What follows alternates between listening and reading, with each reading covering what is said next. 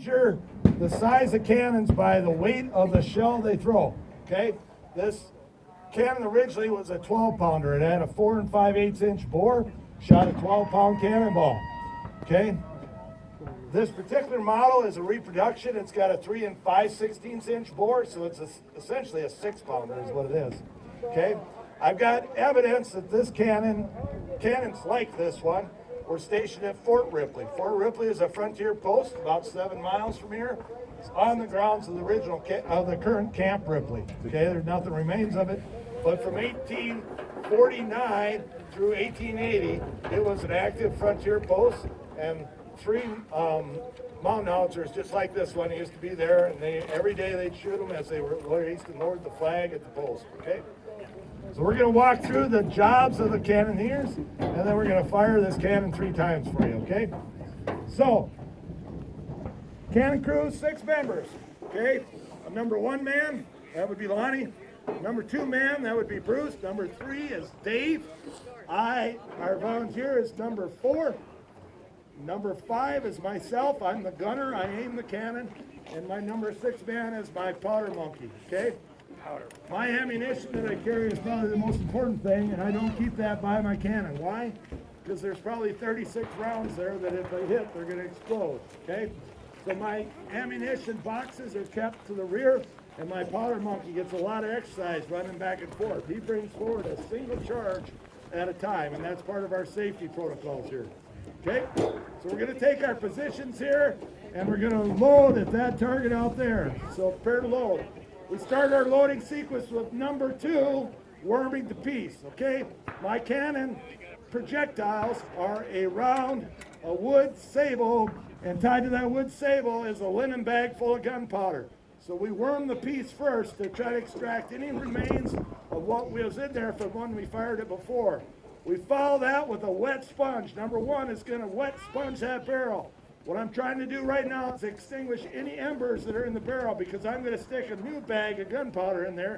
Last thing I want it to do is to explode until I'm ready. After wet sponging, number 2 is going to come back and he's going to dry sponge the barrel. The whole time, number 3 keeps his whole thumb on the primer hole. Why is that important? He's keeping that, when we sponge that, it creates a vacuum in that tube. So he's keeping air from coming into that through the primer hole, which once again helps me extinguish any embers that are in that barrel. Okay? At this point, I'm going to call for shell, canister, 300 yards. Back at my ammunition chest, they would have cut the charge associated with throwing that cannon shell, and my powder monkey brings it forward. He shows me the shell in his ammunition bag, and I send him forward to number 2, having verified that that is the right shell combination that I wanted. Number 2 places it in the muzzle. Number 1 rams that down and lightly tamps that round in. At that point, number 3 pulls out a priming tool, and he's going to prime that, and he's going to poke that rod into that bag of powder, which exposes the gunpowder then to the primer, okay? And then he's going to hand me a primer. Been pretty easy duty so far, ain't it? All right. Here comes the hard part.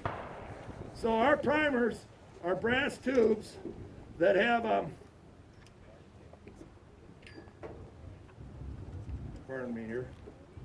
So it's a brass tube. Inside that brass tube is gunpowder, and on the top is fulminate powder, okay?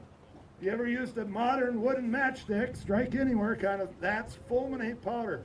Coming out of this brass tube is a brass wire. When I pull that wire out, it's going to cause friction. Friction's going to light that fulminate powder and start that powder chain right into my bag of gunpowder. Okay? At this point, you get involved, number 4. Does that sound pretty good? All right.